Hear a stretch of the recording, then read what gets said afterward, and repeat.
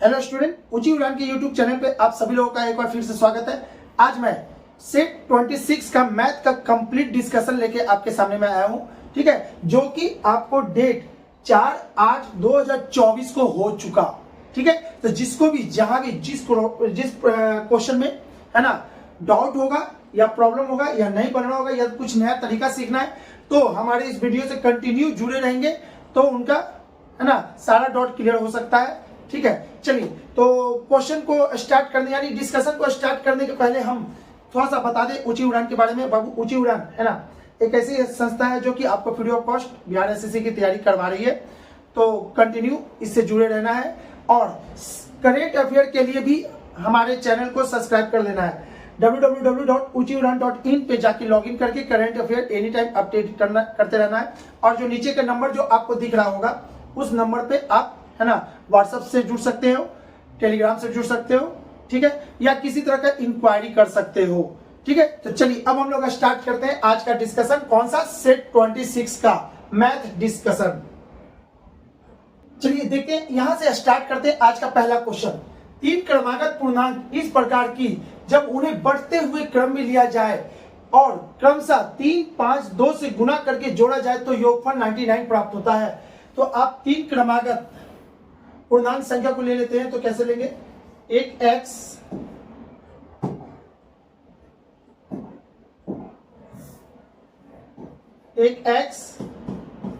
x plus 1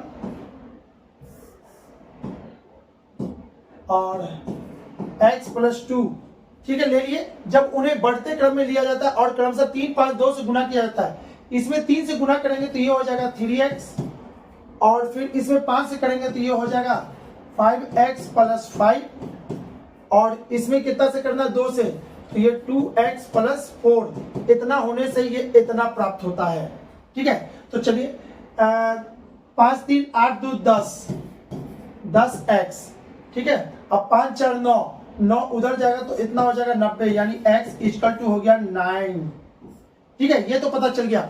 अब क्या कह रहा है? आरंभिक पहले तथा दूसरे पूर्णांक का योग क्या होगा, ठीक है। आरंभिक पहले तथा तीसरे पूर्णांक का योग, आरंभिक तथा पहले एवं तीसरे पूर्णांक का योग क्या होगा? तो ये हो गया 9 और ये क्या हो जाएगा? 9 और 2 11 और ये कितना होता है आपका 20, यानी कि इसका आंसर हो जाएगा option number C. Question number 1 का option number C is the right answer, बिल्कुल सही है। चलिए, ये तो था क्वेश्चन नंबर 1। आते हैं क्वेश्चन नंबर 2 की बात करते हैं। दो परिमेय संख्याओं का गुणनफल इतना है। तो सबसे पहले हम आपको बता दें परिमेय संख्या होता क्या है। वैसा संख्या जो p बाई क्यू के रूप में लिखा जा सके, जहां q is not equal to 0 हो, परिमेय संख्या कहलाता है। तो आपसे ये क्वेश्चन कह रहा है कि दो परिमेय संख्याओं का गुणनफल, तो ठीक है, ये तो समझ में आ गया कि p बाई क्यू के रूप में लेना है, ठीक है। तो दो परिमेय संख्याओं का गुणनफल इतना है -40/3, ठीक है। यदि उनमें उन दो संख्याओं में से एक संख्या है इतना -5/2 और दूसरा संख्या कितना है हमको नहीं पता इतना, तो ये माइनस से माइनस कट जाएगा, तो x बराबर कितना हो जाएगा? 40/3 2/5, 5 इसको काट देगा 8 बार में, तो ये हो जाएगा 16/3, ठीक है। तो अब आपसे कह रहा है इतना, तो दूसरी संख्या का व्युत्क्रम निम्नलिखित में से किसके बीच में स्थित है? दूसरी संख्या का व्युत्क्रम, तो दूसरी संख्या कौन है? यही तो दूसरी संख्या का व्युत्क्रम इनमें से किनके बीच है? तो इसका व्युत्क्रम कितना को कहते हैं? 1/x, यानी कि 3/16 किसके बीच है? अब इसको जानने के लिए बाबू बहुत अच्छी तरीका से इसको कर सकते हैं। यहां समझिएगा, ये क्या बोल रहा है? ऑप्शन ए,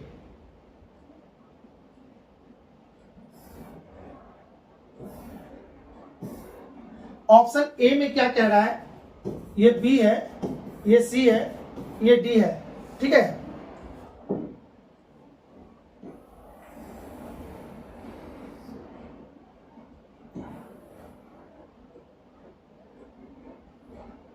ये हो गया और इसको हम उठा के यहां ले आते हैं।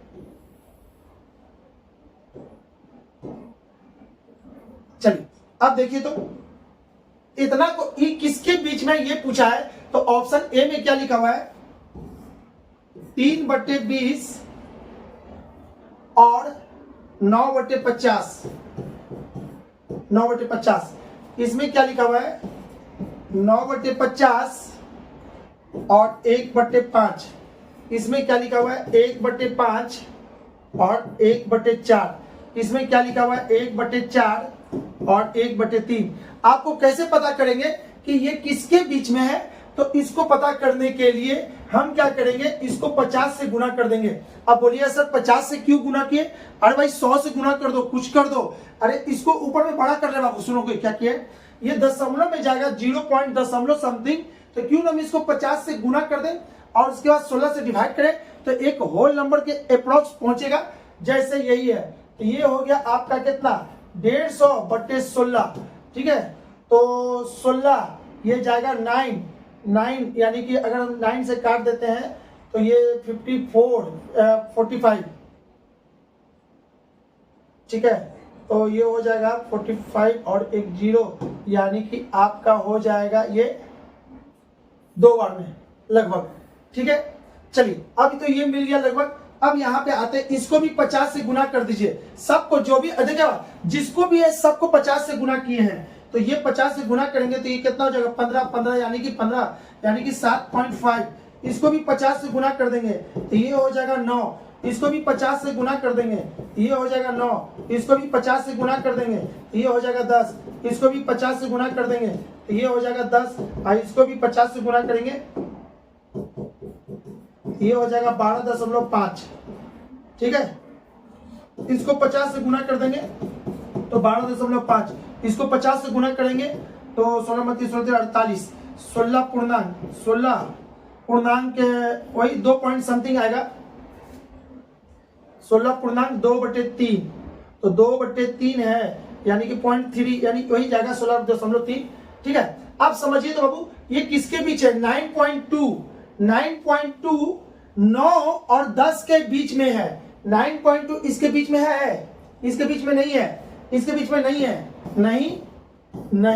नहीं। तो इसका आंसर कौन सा हो जाएगा, option B is the right answer. देखिएगा इसको क्या किया, चालाकी थोड़ा सा यही कर दिया ना कि इसको दशमलव में से चेंज करके होल नंबर पे ले आए। क्यों सबको, अरे भाई आप 50 के जगह पे कोई और डिजिट ले लो बड़ा करने के लिए, जो भी करेंगे सब में करेंगे तो ये बेस्ट तरीका है, ठीक है। आई थिंक आपको समझ में आ गया होगा कैसे इसको चेक किए हैं। आते हैं क्वेश्चन नंबर 3 की तरफ चलते हैं। क्वेश्चन नंबर 3 में क्या कह रहा है, क्वेश्चन नंबर 3 में बच्चा जैसा कुछ जोड़ घटाव वाला काम किया है, तो चलिए इसी को देख लेते हैं। आपको करना क्या, इतना प्लस इतना प्लस इतना, जब इसको जोड़ेंगे तो आपका आंसर हो जाएगा, चलिए जोड़ देते हैं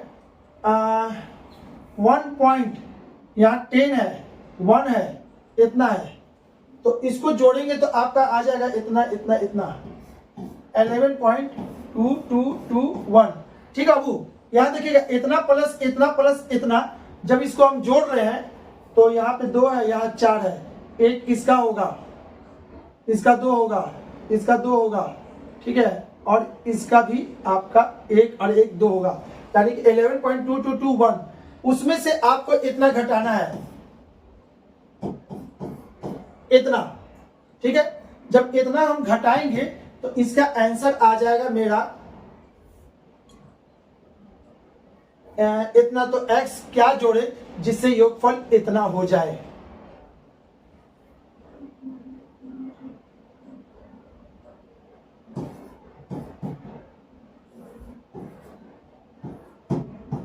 ये माइनस हो जाएगा, ठीक है।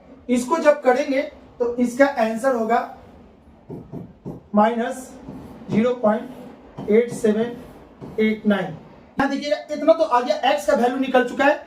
अब क्या करना है, ये x का वैल्यू निकल गया तो x में क्या जोड़े, यानी कि इसमें 0.8789 में क्या जोड़े कि मेरा 1.1 आ जाए, यानी a इक्वल टू क्या आएगा 1.1 में इतना जोड़ देंगे क्यों, ये माइनस है तो इस साइड जाके प्लस होगा। 8 7 8 9 जोड़ देंगे तो ये हो जाएगा 9 8 7 9 इतना, ठीक है। यानी कि a का वैल्यू कितना हो जाएगा 9 7 8 9 9 7 8 9। अच्छा ये 1 भी तो होगा यहाँ पे 1, यानी यही आपका आंसर होगा। यानी कि option number A is the right answer question number 3 का। ठीक है बाबू, ये जानबूझ के आप लोगों को गुमराह करने के लिए किया गया दशमलव में, ताकि लड़के लोग उलझ के रह जाए। जरा सा सावधानी हटा, नहीं कि दुर्घटना घटा। ठीक है, चलिए आते हैं क्वेश्चन नंबर 4 की तरफ। अब हम क्वेश्चन नंबर 4 में क्या कह रहा है। क्वेश्चन नंबर 4 में कहता है इतना इतना इतना इतना इतना इतना। अब इसको बाबू बहुत अच्छे तरीका से समझो, ऐसे क्वेश्चन को कैसे बनाते हैं। यहां पे देखना सबका अंतर 1 है, 3 और 4 में से एक गया तो 1 1 1 1, सबका अंतर 1 है। तो आप क्या करोगे, सबसे बड़ा, इसमें सबसे बड़ा डिजिट कौन है, √9, और सबसे छोटा डिजिट कौन है, √3। तो आपका आंसर कैसे होगा, या तो आपका आंसर √9 में से क्या लिख लेगा 3, ठीक है, 3 प्लस √3, या फिर 3 माइनस √3। देखो वर्ल्ड का बेहतरीन तरीका है, जब भी ऐसा क्वेश्चन हो कि इसका सम क्या होगा, इसका मान कितना होगा, तो कुछ नहीं, सबसे बड़ा डिजिट और सबसे छोटा डिजिट का या तो अंतर होगा या तो सम होगा, यही दोनों में से कोई एक आंसर होता है। तो सम भी कर दिए, अंतर भी कर दिए। अब ऑप्शन में मैच करके देखते हैं दोनों में से कौन मैच कर रहा है। तो दोनों में से मात्र ये वाला मैच कर रहा है, बाकी नहीं। इसका मतलब है कि इसका आंसर कौन सा होगा, option C is the right answer.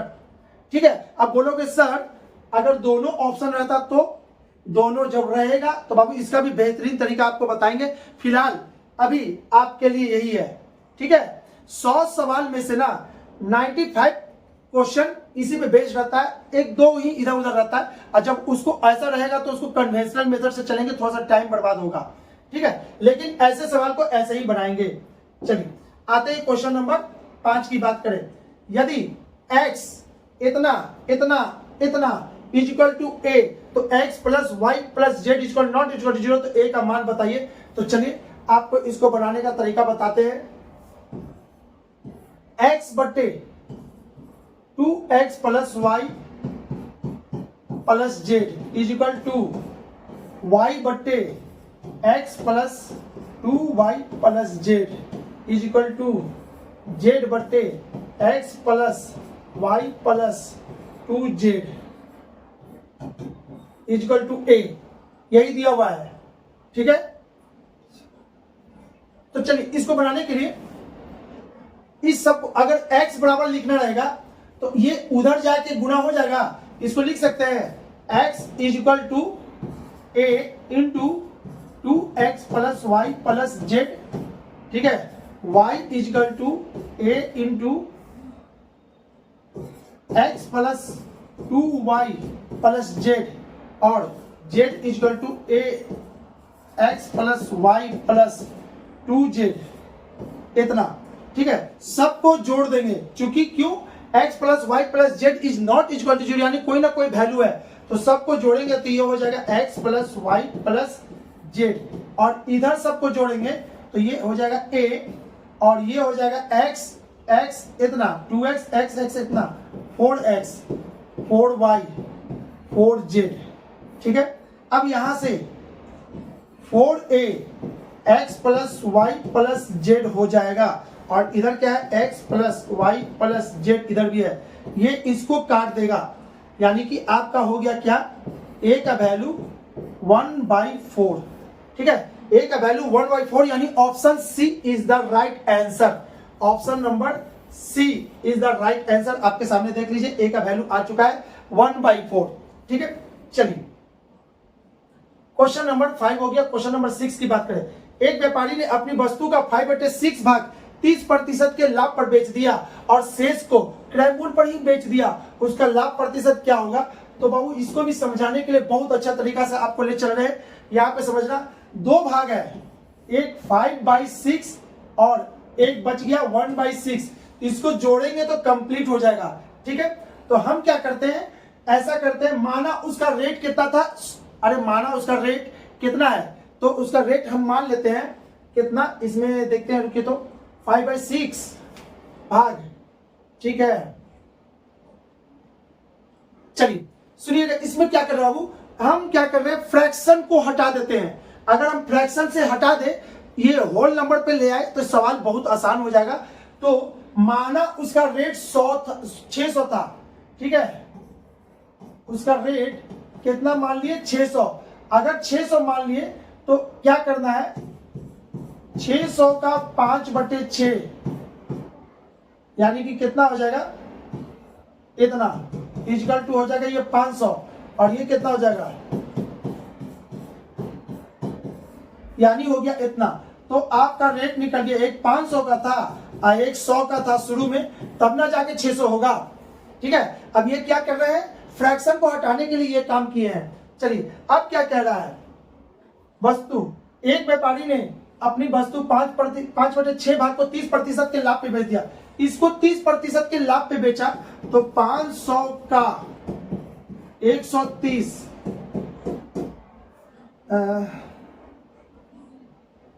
65 यानी कि इतना, और इतने का, और इसको क्या किया है, शेष को क्रय मूल्य पे ही बेच दिया, इसको क्रय मूल्य पे ही बेच दिया भाई, इसको क्रय मूल्य पे ही बेच दिया। तो कितना हो जाएगा, 650 और 100, 650 और 100, तो आपका हो जाएगा कितना, 750। 750। अब देखिएगा 600 का सामान था, उसने एक को लाभ पे बेचा, बाकी को ऐसे ही बेच दिया, तो टोटल मिला के 750 रुपए में दोनों को बेच दिया। तो उसको फायदा कितना हो गया, यहां से यहां उसको लाभ कितना हुआ, 150 का। तो लाभ प्रतिशत कैसे निकलेगा, 150 अब बट्टे में 600 इंटू 100, 100 से ये कट गया, ये काटेंगे कितना से, ये आपका जाएगा 75 और ये 3 इसको काट देगा कितना बार में, 25 बार में, यानी कि आपका आंसर हो जाएगा 25% के लाभ पर, यानी कि उसका लाभ प्रतिशत कितना हो जाएगा 25%, जो कि ऑप्शन में कहां दिख रहा है, option B is the right answer. I think आपको समझ में आ गया होगा इसको कैसे बनाते हैं। चलिए आप देखते हैं क्वेश्चन नंबर 7 में क्या कर रहा है, एक चुनाव में एक उम्मीदवार को कुल वैध मत के 55% मत मिले, उसने कुल मतों के 2% मत अवैध घोषित कर दिए गए, तदनुसार यदि कुल मतदाताओं की संख्या इतनी है। तो सबसे पहले इसमें समझो तो बाबू, इतना लोग था, इतने लोग थे जिसमें से कि 2% सबने मत डाला, जिसमें 2 अवैध घोषित हो गया, तो इतने का 98% हो गया, ये हो गया वैध मत।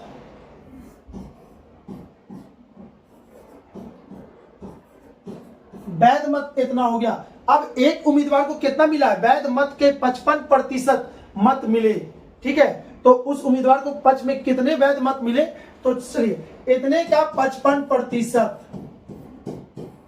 इसको सॉल्व कर दीजिएगा, वही आपका आंसर होगा। 1 2 3 1 2 3, ठीक है। अब बच गया इतना, तो इसको गुना करेंगे, 104 गुने 98 गुने 55 और डिवाइडेड बाई कितना 10, यही आपका आंसर देगा। इसका गुना करके हम आपको दे देते हैं, इसका गुना कितना है, इतना बराबर, ठीक है। आपका आ जाता है 560560 560 डिवाइडेड बाई 10, ये इसको काट देगा तो आपका आंसर हो जाएगा 56056, है कहीं 56056, option C is the right answer. ठीक है बाबू, देखिएगा इसको कैलकुलेशन कीजिएगा, और नहीं तो और भी काट सकते थे, इसको और काट सकते थे, ठीक है ना। तो ये कटता 50 शायद कुछ से कट जाता, 2 से काटते या तो जो भी हो, ठीक है। आप इसको काट लोगे तो बेटर रहेगा, टाइम बचेगा, चूंकि हमें सॉल्यूशन देना है तो हम यहाँ पे काट कूट का काम नहीं किए हैं, डायरेक्ट आंसर आपको देना सिखा दिए, ठीक है। आगे देखते हैं इसका आंसर, 7 का आंसर आता क्या है, 7 का आंसर है आपका 56056। हाँ जी सही है। चलिए ये तो हो गया question number 8। A B C के वेतन का अनुपात 2:3:5 है।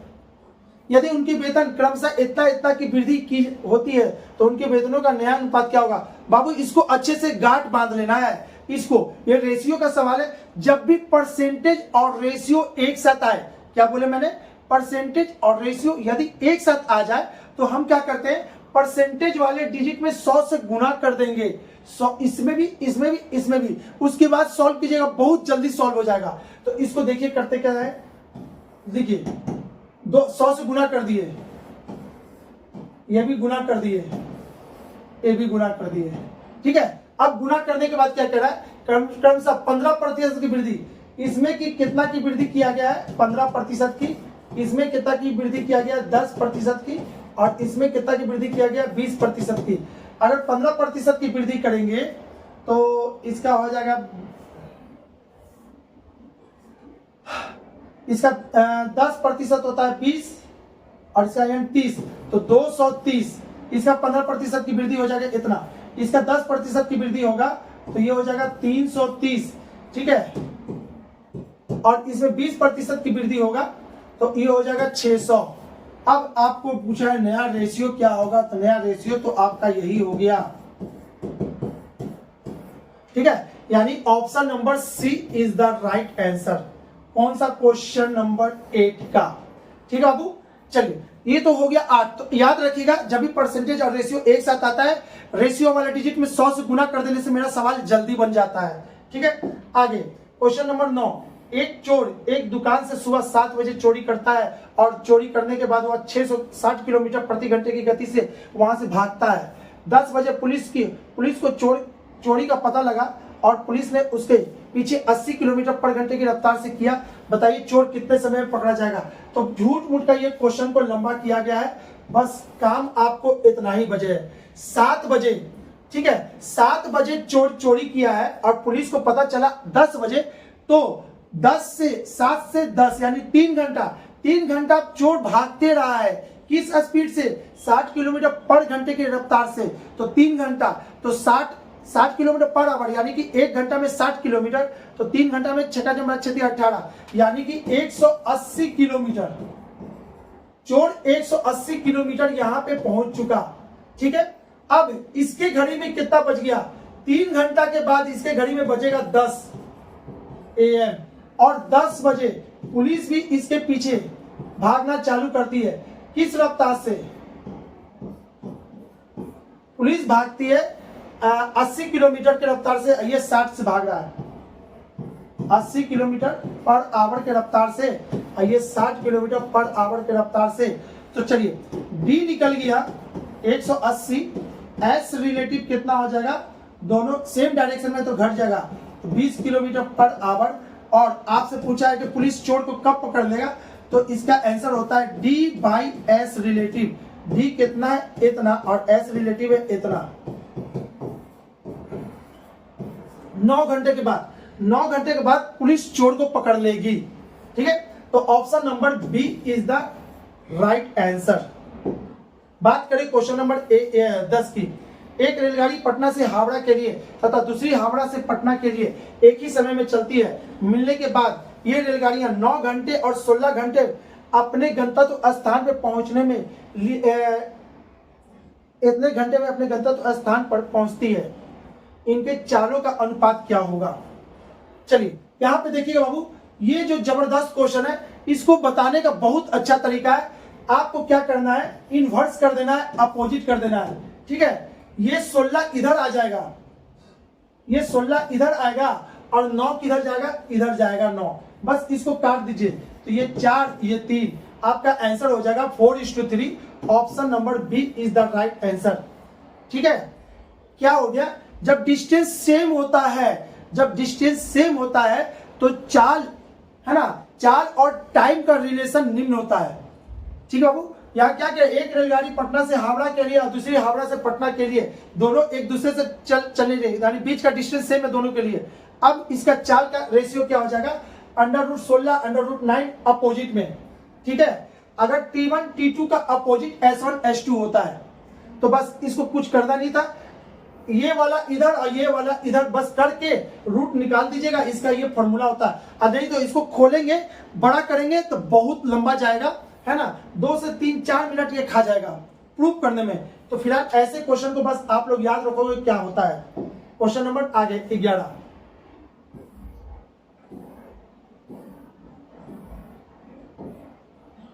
दो समान धनराशियों के क्रमशः 2 वर्ष और 3 वर्ष के लिए 8% के वर्ष की दर से उधार लिया गया था, ब्याज में अंतर 96। तो बाबू देख तो यहां पे समझो तो, दो समान धनराशि है, बैंक 1 बैंक 2, एक आदमी इसमें भी सामान पी लिया और इसमें भी पैसा पी लिया, उधार लिया। ये कितने वर्ष के लिए, ये 2 वर्ष के लिए और ये कितने वर्ष के लिए, 3 वर्ष के लिए। ठीक है, 8% के दर से, इसका रेट कितना था 8% और इसका रेट कितना था 8%, दोनों अलग अलग 8% के दर से उधार लिया गया था। ब्याज में अंतर 96, इसका जो ब्याज था 96 का अंतर था। तो भाई इसको कैसे बनाएंगे, यहां समझोगे, R इंटू टी ही ब्याज होता है। ठीक है ना, ब्याज में R इंटू टी होता है। ये SICI का बहुत ही शॉर्टकट तरीका निकालने का, R इंटू टी। ठीक है, तो R इंटू टी, तो 8 गुने 2 कितना हो जाएगा, 8 दूनी के 16% का ब्याज, और इसमें ये हो गया 24% का ब्याज। इस दोनों में अंतर कितने का, 8% का ब्याज, और रियल में अंतर कितने का आ रहा है, 96 का। तो 8% बराबर 96, तो 1% बराबर कितना हो जाएगा, इतना। ठीक है, तो 100 में कितना होगा, इतना, यानी कि उसका मूलधन कितना था आपका, इतना हो जाएगा। Option number A is the right answer. Option number A. कौन सा ये क्वेश्चन था, तो ये 11 नंबर क्वेश्चन था। ठीक है, चलिए आगे की बात करें क्वेश्चन नंबर 13 की। यदि a इक्वल टू इतना, b इक्वल टू इतना, c इक्वल टू इतना, d इक्वल टू इतना, तो a plus b plus c minus d में x स्क्वायर और x के पूर्णांक का योग क्या होगा। इसमें क्या कर रहा है, a b c d, अरे x स्क्वायर और x के पूर्णांक यानी उसका कोफिशिएंट की बात कर रहा है। x स्क्वायर का कोफिशिएंट किसको कहते हैं, a square plus bx plus c। अगर हम पूछे x स्क्वायर का कोफिशिएंट कितना है, तो इसका आंसर हो जाएगा a। अगर हम पूछे x का कोफिशिएंट कितना है, तो इसका आंसर हो जाएगा b। यानी कि आपको वही तो पूछ रहा है। हाँ जी, पूर्णांक का योग बताइए उसके, यानी पूर्णांक उसके साथ जो कोफिशिएंट है उसका। ठीक है, तो चलिए इसको अब समझते हैं। a इतना इतना इतना, तो इसमें से हम क्या करते हैं, a प्लस बी प्लस सी, तो निकाल लो ना भाई, a को निकाल लो इसमें से।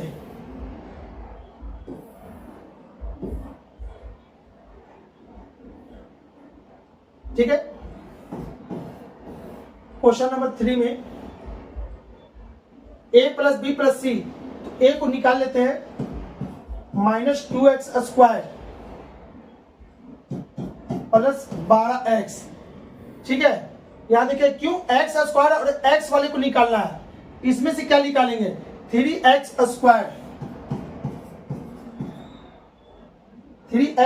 माइनस 8x, इसको भी निकाल लिए।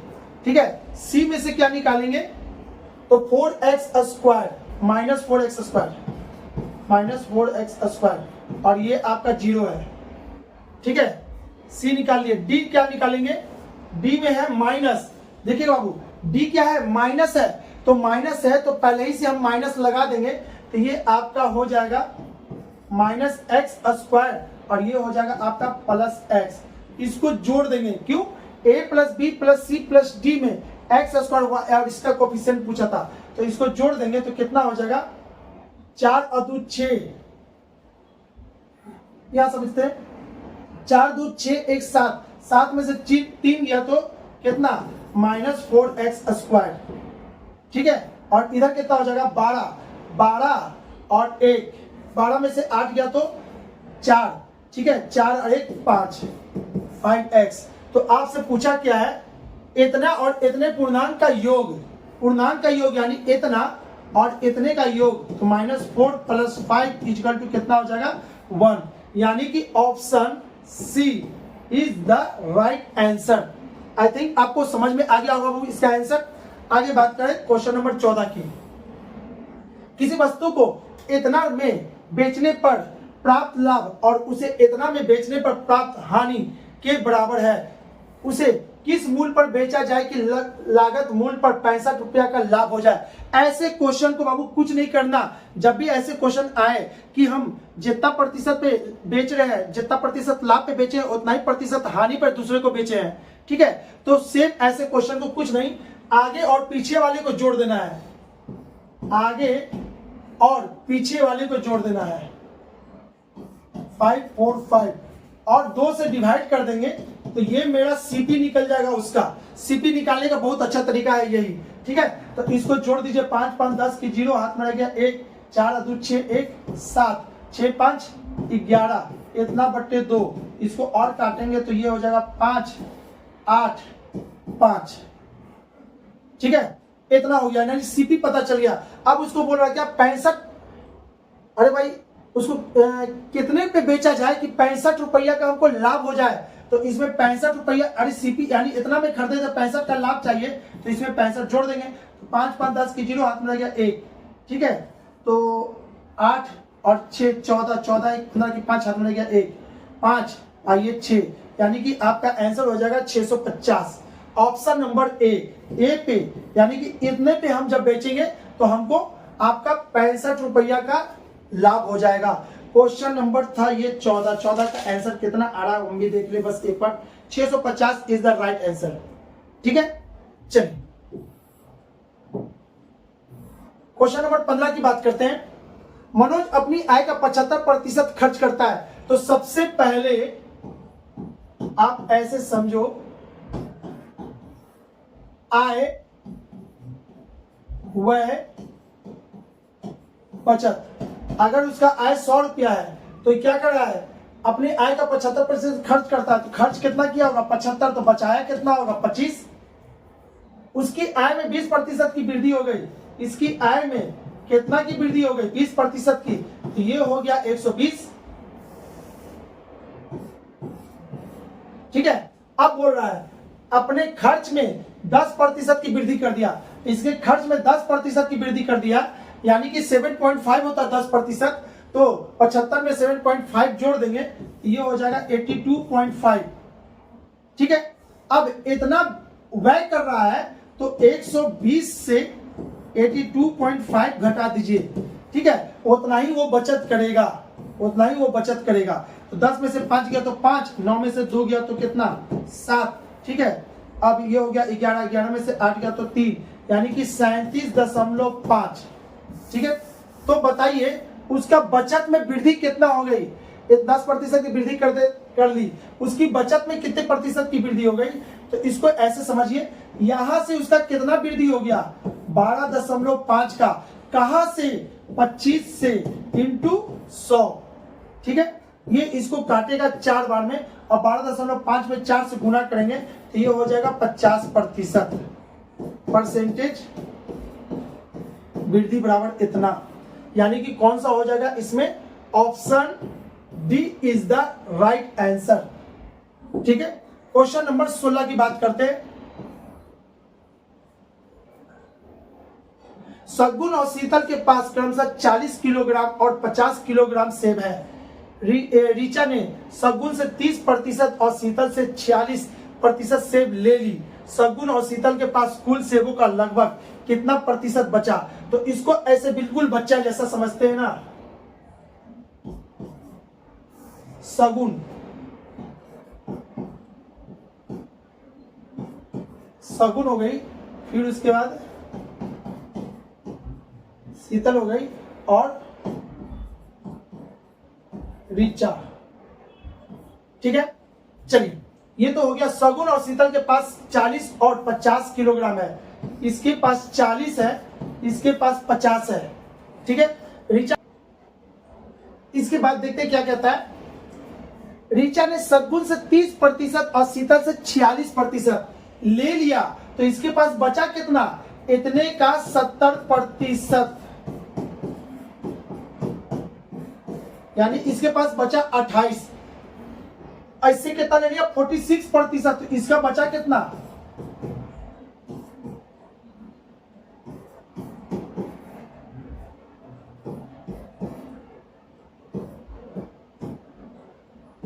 इतना। ठीक है, तो पूछ क्या रहा है कि सगुन और शीतल के पास कुल का कितना प्रतिशत बच गया। तो कुल का कितना प्रतिशत बच गया, यही ना उसके पास बच गया, कितने का, 90 का। तो इसको जोड़ दीजिए, इस टोटल जोड़ेंगे तो कितना आ जाएगा, 7 7 14 1 15 की 5 हाथ में गया, 1 2 2 4 1 5, इतना बराबर इतना 90 का कितना प्रतिशत है, बस यही आपसे पूछा है। इसको काट देंगे। ठीक है, इसको तो काट दिए ही हैं। अब इसको ऐसे समझिए, इतना बट्टे 9, इसको करेंगे 9 पचे 45, 5 9 पचे 45, 45 9 छक 54, ऐसे समझिए, 9 छक 54, यानी कि 54 आता तो करता इसका 1, यानी इतना 61 कुछ, लेकिन यहाँ पे बोला है लगभग कितना होगा, तो इसका आंसर हो जाए 61 कुछ आएगा। तो हम इसको ले सकते हैं अप्रॉक्स 61 ही लेंगे, क्योंकि इसमें दशमलव में नहीं है और लगभग भी बात किया तो बेकार का आगे टाइम बर्बाद नहीं करना चाहते। यहीं से इसका आंसर हम देख सकते हैं कि D is the right answer. ठीक है, चलिए ये क्वेश्चन था, क्वेश्चन नंबर आपका शायद 16 था, 16 नंबर। ठीक है, चलिए आगे बात करें क्वेश्चन नंबर 17 की। 80 की राशि को पी क्यू आर में इस प्रकार विभाजित किया जाता है कि P को Q से 8 अधिक प्राप्त होता है और Q को R से 9 अधिक प्राप्त होता है, उनके शेयरों का अनुपात क्या होगा। तो कुछ भी नहीं, बिल्कुल आसान है, P Q R। ठीक है, अब यहां से P को Q से 8 अधिक मिलता है, अगर इसको X मिला है तो P को Q से 8 अधिक मिलता है तो X प्लस 8 इसको मिलेगा। ठीक है, और Q को R से कितना अधिक मिला, 9। अच्छा, इससे इसको 9 अधिक है तो क्यों ना इसमें 9 घटा दे, और यही हो गया। और इसका सम कितने के बराबर है, 80 के बराबर। तो इतना बराबर कितना, 80 कर दीजिए, आपका आंसर आ जाएगा x यानी कि 3x, और ये कितना हो जाएगा -1 इक्वल टू इतना। तो x बराबर क्या हो जाएगा 81/3, 27। तो अब आपसे पूछा उनके शेयरों का अनुपात पूछा है, यानी उनका शेयर क्या था, यही ना। तो 27 और 8 कितना होता है, 35। ठीक है, यहां कितना हो जाएगा 27, और यहां कितना हो जाएगा 27 में से 9 गया तो 18। ठीक है, यही आपका आंसर हो जाएगा 35, 27, 18। Option A is the right answer.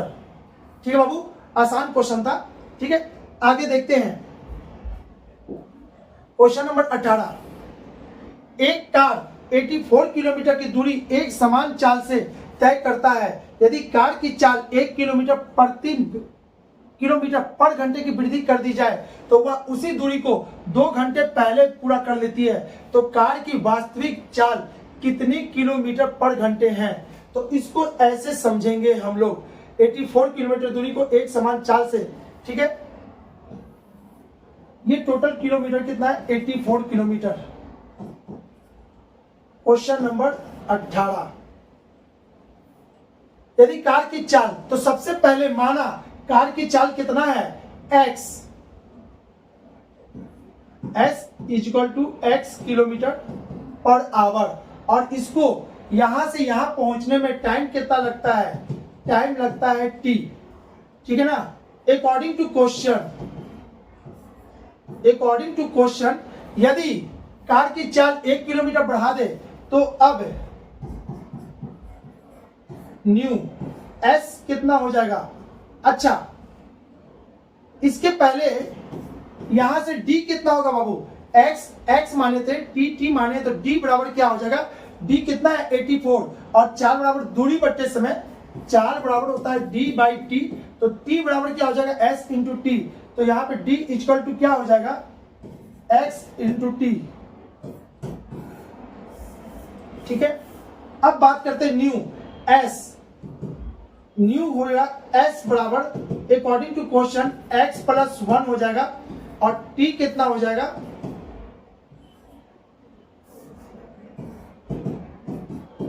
New T हो जाएगा टी माइनस 2, ठीक है ना। इससे डी निकाल दीजिए, डी बराबर एस इंटू टी,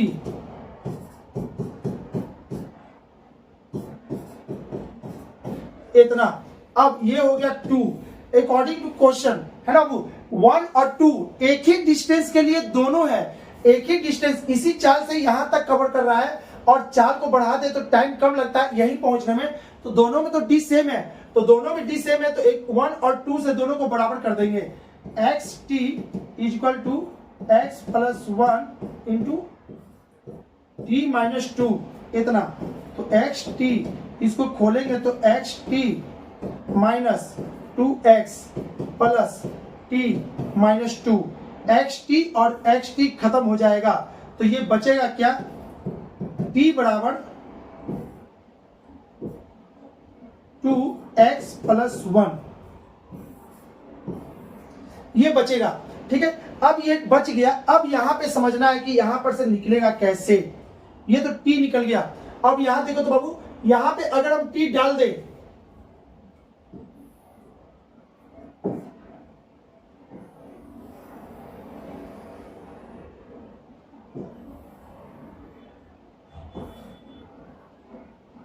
अब देखिएगा t हो गया ना, यहां पे इक्वेशन 1 में डाल दे या इक्वेशन 2 में डाल दे, बात बराबर है। तो यहां इक्वेशन 1 में अगर हम d डाल देते हैं तो कैसे होगा, d इक्वल टू 84, ठीक है, और t का मान इतना, तो x इंटू 2x प्लस 1, यही हो गया।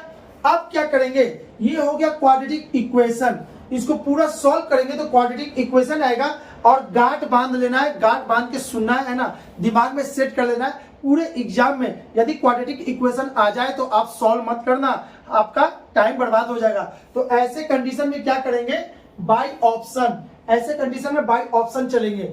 बाय ऑप्शन क्या कहता है, ऑप्शन नंबर ए, यानी उसका चाल कितना होगा, यानी चाल किसको माने हैं, एक्स को माने हैं, तो x कितना होगा, ऑप्शन नंबर ए में क्या लिखा हुआ 7, अगर यहाँ पे 7 दे तो ये हो जाएगा 7, 2 और ये 7 और 1 कितना हो जाएगा 8, ठीक है।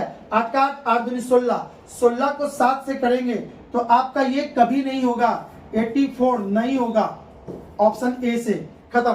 बात करें ऑप्शन बी, ठीक है, तो इसको चेक करते, इतना x का मान कितना है 6, और यहाँ कितना हो जाएगा 6 1 7, तो 7 दूनी के 14, और 14 गुना 6 कितना होता है 84, ठीक है, आपका हो गया। इसका मतलब है कि option number B is the right answer होगा, ठीक है। तो जब भी ऐसा क्वेश्चन आए तो बाय ऑप्शन चलना है, क्वाड्रेटिक सॉल्व करने की कोशिश कीजिएगा, आपका टाइम बर्बाद होगा।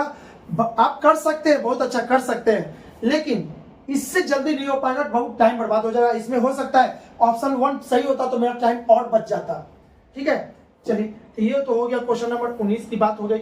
अब बात करते हैं क्वेश्चन नंबर 20। 20 में क्या कह रहा है, एक थैले में, एक थैला है, 5 लाल गेंद है, 5 रेड, ठीक है, 8 व्हाइट है, 8 व्हाइट और 4 ग्रीन गेंद है। यदि हम थैले से एक गेंद यादृच्छिक रूप से, यादृच्छिक कहने का मतलब कि बिना देखे आंख बंद करके एक कोई भी गेंद खींच ले, तो उजली गेंद प्राप्त करने की प्रायिकता क्या है, उजली गेंद प्राप्त करने का प्रोबेबिलिटी क्या है। तो उजला गेंद कितना होता है, उजला गेंद 8 है, 8 कितना में, तो 8 है, 5 13, 13 4 17, यानी कि इतना में, ठीक है। तो 8/17, option C is the right answer, ठीक है।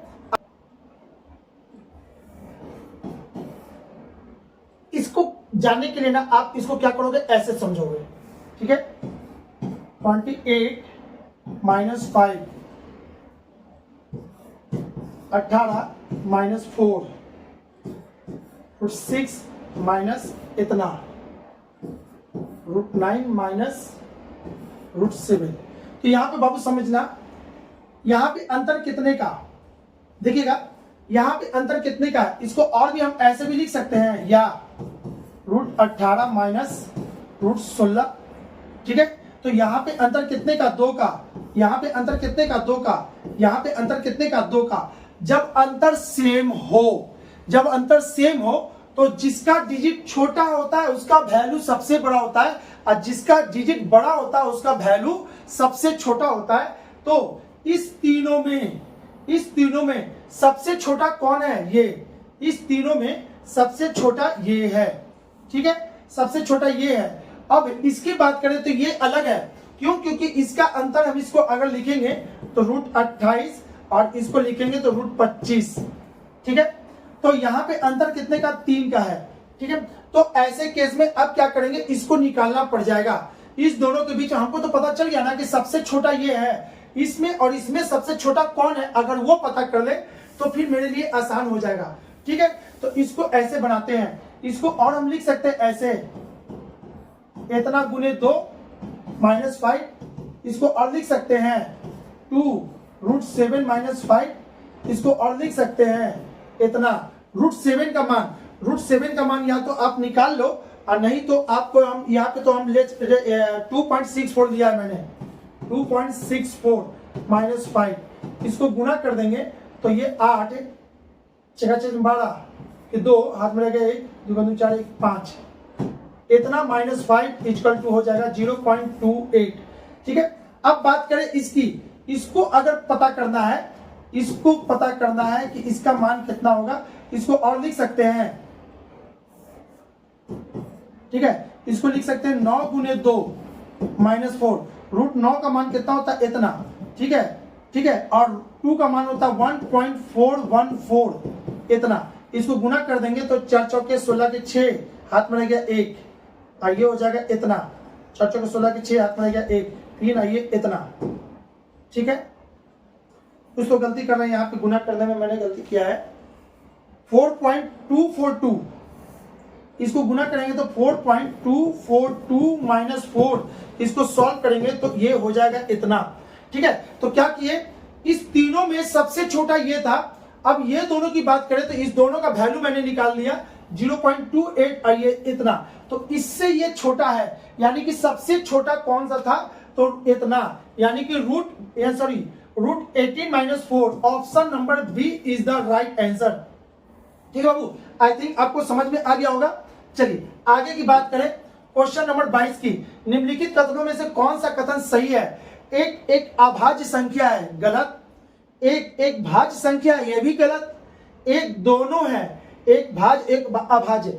एक ना तो अभाज्य है और ना ही भाज्य है भाई, इसका आंसर सीधे याद कर लो, D is the right answer. कितने का, 22 का, ठीक है। आगे बात करते हैं क्वेश्चन नंबर 23 की। 23 में क्या कह रहा है, निम्नलिखित में से किसकी लागत सबसे कम है, किसकी लागत सबसे कम है। तो ऑप्शन नंबर ए में क्या कह रहा है, ऑप्शन नंबर ए कह रहा है 750 प्रत्येक पैकेट वाले 75 पैकेट का, तो 750 × 75, तो इसका आंसर हो जाएगा 25, 8 7 56, 56 और ये 0, इसका वैल्यू हो गया इतना। ऑप्शन बी की बात कर रहा है, इतना प्रत्येक पैकेट वाले 750 पैकेट का, तो 7.5 गुने इतना, तो ये दशमलव से ये कट जाएगा, तो फिर तो यही चीज हो जाएगा 56250, ठीक है ना, नहीं इसमें 0 नहीं होगा, ठीक है। ऑप्शन सी की बात कर रहा है, 750 प्रत्येक वस्तु वाली 7.5 दर्जन वस्तु, ठीक है, प्रत्येक, तो इतना गुने प्रत्येक वस्तु वाली 7.5 दर्जन। 7.5 दर्जन का मतलब होता है 12 से गुना। जब इसको हम गुना करेंगे तो इसका मान आ जाएगा, इसका मान आपका आता है 67500, 67500। और ऑप्शन नंबर डी की बात करें, इतना प्रत्येक वस्तु वाली 75 दर्जन वस्तु, तो 7.5 इंटू कितना, 75 दर्जन, यानी कि इतना, और इसको गुना करेंगे तो इसका मान आ जाता है 6750, 6750, ठीक है। तो आपसे पूछ क्या रहा है कि किसकी लागत सबसे कम है, तो सबसे कम लागत देखिए तो किसकी है, 6750, ये तो सबसे ज्यादा, ये सबसे ज्यादा, तो बचा इस दोनों में कौन ज्यादा कम है, तो आपका option number B is the right answer. इसमें कुछ नहीं करना था, सिंपल वो गुना करके बस वैल्यू को चेक करना था, ठीक है। क्वेश्चन नंबर 23 का बी। आगे बात करते हैं 24 की। पार्सल भेजने की दर नीचे दिए गए पार्सल के भार इतना ग्राम और उससे कम 15 रुपया पार्सल का भार। यहाँ पर बाबू ऐसे समझोगे कि मैंने पार्सल यानी कि कोरियर करने गया, तो कोरियर किस पे डिपेंड करता है, उसके वेट पे, उसका जितना कोरियर का उस कागज का वैल्यू होगा, वेट होगा, उसके अनुसार से पैसा लगता है। तो अकॉर्डिंग टू क्वेश्चन कहा कि 50 ग्राम और उससे कम रहा तो आपको कितना लगेगा, 15 रुपया। इसके लिए लगेगा 15 रुपया। पार्सल का भार प्रत्येक अतिरिक्त 50 ग्राम और 50 ग्राम से जितना होगा ज्यादा उसमें 7 रुपया लगेगा। ठीक है, तो मीना अपनी सहेली चारू को पार्सल भेजना चाहती है जो दिल्ली में है। पार्सल का भार है 350 ग्राम, तो पार्सल भेजने के लिए उसे कितने राशि खर्च करने पड़ेंगे। तो यहां समझो, अगर 50 था तो 15 रुपया लगा। ठीक है, अगर इसमें और 50 बढ़ जाए, जितना 50 ग्राम बढ़ेगा 7 रुपया बढ़ता चला जाएगा एक्स्ट्रा। तो 100 के लिए कितना हो जाएगा, 100 के लिए इसका हो जाएगा 15 और प्लस 7, अब 22 रुपया लगेगा। ठीक है, अगर वो 150 ग्राम हो जाएगा, ठीक है, तो 150 ग्राम हो जाएगा तो कितना होगा। ठीक है, तो आप यहाँ पे समझोगे, अगर 150 से 200 हो जाए, 200 से 250 हो जाए, 250 से अगर 300 हो जाए और 300 से 350 हो जाए, देखिएगा प्रत्येक में 50 50 50 बढ़ रहा है, तो 15 है। कितना बार ये बढ़ा है, हम क्यों ना उसको 7 से गुणा कर दे, 1 2 3 4 5 6, तो 7 छक 42, 7 छक 42, यानी कि 50 रुपया पे उसको 42 रुपया एक्स्ट्रा देना पड़ेगा। तो ये 2 और 5 4 9, यानी कि आपका हो जाएगा कितना। अच्छा, इसमें क्या पूछ रहा है, इतना तो पार्सल भेजने में उसे कितना राशि खर्च होगी। यहाँ 50 नहीं था बाबू, ये 15 था। ठीक है, तो 5 और 2 कितना हो जाएगा, 7 और 4 1 5, यानी कि 57 रुपया लगेगा उसको। Option number D is the right answer, D is the right answer. चलिए क्वेश्चन नंबर लास्ट 25, मैंने कि बिल्कुल लास्ट क्वेश्चन है ये इस सेट का। ठीक है, मैथ का। तो क्या कह रहा है, इसको ए बी फॉर्मूला से बनाते हैं, इसको ए बी फॉर्मूला से बनाते हैं। क्या कह रहा है, सबसे पहले 5% बढ़ाया गया, फिर 10% बढ़ा दिया गया, फिर उसके बाद 20% बढ़ा दिया गया। तो क्या करेंगे, इस पे ए बी लगाएंगे, इस पे ए बी लगाएंगे। तो ए बी कैसे लगता है, 5 + 10 + 5 × 10/100। ठीक है, इसको काटेंगे, ये इसको काट देगा 2 बार में, तो यानी कि 10 5 15, यानी इसको सॉल्व करेंगे तो हो जाएगा 15.5। अब नेक्स्ट क्या है, 20%। तो क्या करेंगे, फिर से ए बी लगा देंगे, इस पे फिर से ए बी लगाएंगे। तो ये हो गया 15.5 + 20 + 15.5 × 20/100। ये इसको काटेगा 5 बार में, 5 इसको काट देगा 3.1 बार में। ठीक है, तो अब जोड़ दीजिए। ठीक है, तो जोड़ते हैं 20 और 15, आपका हो गया 35.5, 35, और ये हो गया 35, 38, 38, 38 और पॉइंट, यानी कि 38.6, 38.6 वहां लिखा हुआ है 38.6। यही आपका फाइनल आंसर होगा। इसी को कहते हैं ए बी फॉर्मूला बाबू। ए बी फॉर्मूला यदि आपको नहीं आता है तो जाके पढ़ेंगे ए बी फॉर्मूला। इससे रिलेटेड बहुत क्वेश्चन किताब में रहता है और आपके एग्जाम में भी आता है। कैसे इसको निकालते हैं 2 बार में करके, और नहीं तो 100 बेसिस पे भी निकाल सकते हो, 100 पे भी निकाल सकते हो। आप लोग सोच रहे होगे कि 100 वाला फॉर्मूला वो भी है। ठीक है, जिसको जो आता है भाई जल्दी से कर लेगा। ठीक है, तो चलिए आज का सवाल, आज का डिस्कशन समाप्त होता है। यदि हमारे डिस्कशन से आपको कहीं ना कहीं फायदा हो, है ना बाबू, तो लाइक तो बनता है भाई। ठीक है, चलिए okay, bye bye, thank you हमारे वीडियो को देखने के लिए। अब मिलेंगे नेक्स्ट मैथ के डिस्कशन और रीजनिंग के डिस्कशन में। ठीक है, ओके बाय।